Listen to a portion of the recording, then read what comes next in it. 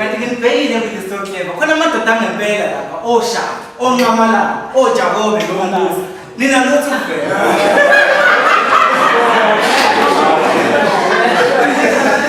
Injani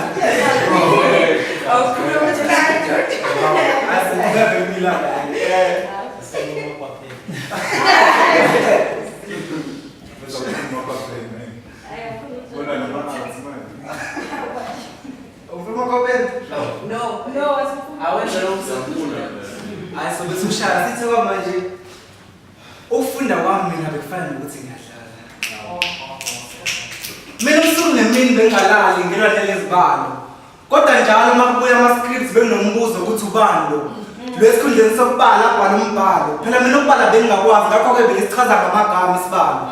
Futhi bengasohluphi ngokufunda kodwa abazali bami bebengasupport ithawula ngami ngefunda ngoba bebefaka imali njalo ngonyaka ngiyofunda.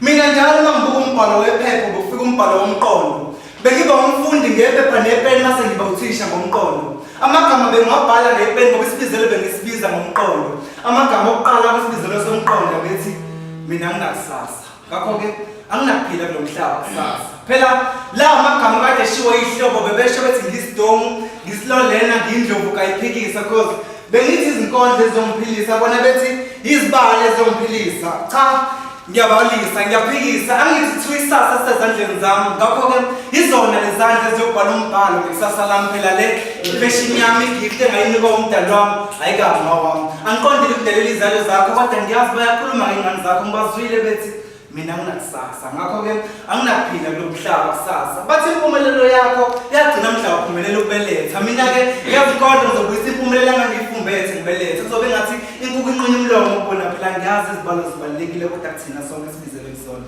ngiyaxolisa uma ngibona kodwa ngisacela ukuqhubeka nale nkondlo ngoba izona ezovala umkhakha kanye ney'nkulumo zokuthi mina nginakusasa ngakho ke anginakuphila kulo mhlaba kusasa iqiniso ukuthi mina ngabe kade ngazibulala ngaphandle kwenkondlo ngokuphumula ngabe kade ngalala kodwa ngoba kuzobe intando yomuntu nami ngingalala manje sengicela ukumali yebo